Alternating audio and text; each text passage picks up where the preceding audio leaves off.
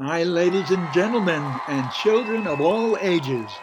Welcome to the Stanley Director Audio iPod Radio Show. Today is episode number 3, and it's called Joe. That's J-O. Please take it away, Ann Catalino, my engineer. So back in the day when I went to Schwabs drugstore in Hollywood, it was that famous drugstore that they say Lana Turner was discovered in, which she wasn't, by the way. But anyway, I became a regular at Schwabs. The waitresses like Norma and Margie and Edith would pour me a mean cup of coffee, which was always refilled, no questions asked, at no extra charge. The ladies would never tell you to beat it or that you've overstayed your welcome on the stool you've been sitting on for hours on end, talking to your friends or the people next to you or the people in back of you. Schwab's was a great place. You could sit at the counter with Roy Scheider, actor of Jaws fame. He was the star. And you could sit next to Mama Cass. Yep, Schwab's was owned by the Schwabs brothers, who were the most generous people an actor would want to know. They not only gave you a tab if you wanted, but many times when they saw that you were down and out, they'd cover your meal with no charge. Their pharmacy was in the back of the store, and they had a gentle man as their delivery guy. Now, lots of stars had their prescriptions filled and delivered. And Schwab's lunch counter, that was in the front, and their dining room in a separate large room kind of in the back of it. You'd meet all kinds of actors and writers and lots of directors and a few producers and criminals.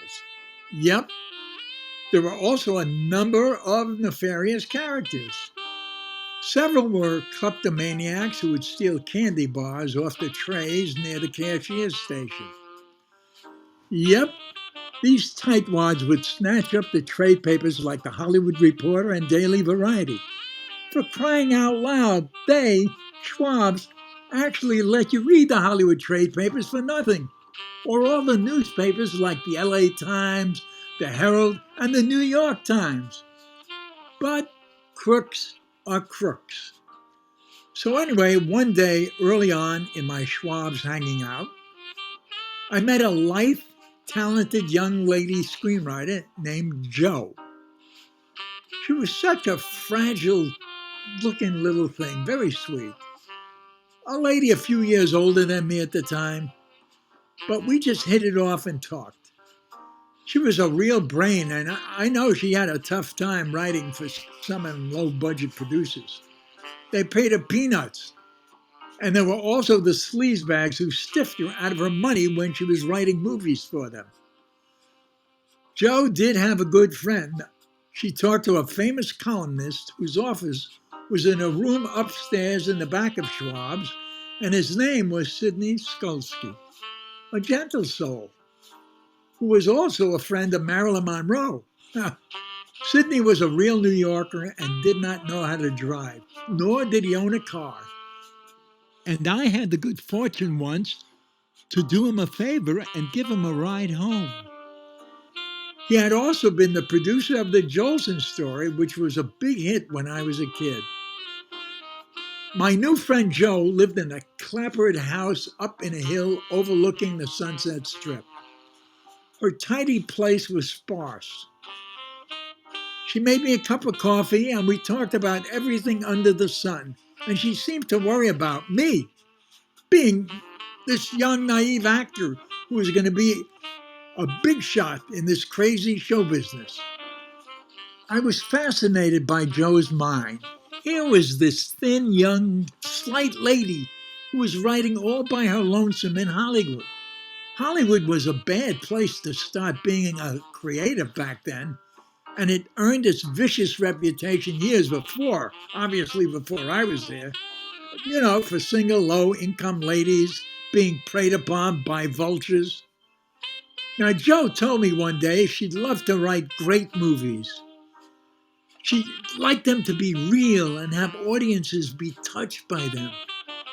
But now, because of money and things like that, she was writing stupid horror and Western plot-driven stories with schlock producers who would always try to enhance their end, telling her their lousy ideas, which she had to obey. I honestly thought she was at the lowest level a writer could be at, being strung along with scammers for the most part. I felt like she was battered by those crooked deals. She'd have to keep her eye out for her landlord, too, by the way, who she owed money for rent. Then I didn't see her for a long time. I thought she would probably burn out her talents doing these schlock movies and disappear, never making it in Hollywood. I mean, Hollywood in my mind was you have to have a good front. And this poor lady had none of that. She wasn't someone who wore flashy clothes and was not a gorgeous, well-built gal, as they say in the trade. But that was me thinking as a young actor. For me, I was looking to connect with the big time, become a movie star. So like I say, there was nothing romantic between Joe and me. In that short period of time that I knew her, she was more like a big sister. I liked her because she didn't make judgments on me and, didn't put me down. And I felt endeared to her by her sweetness.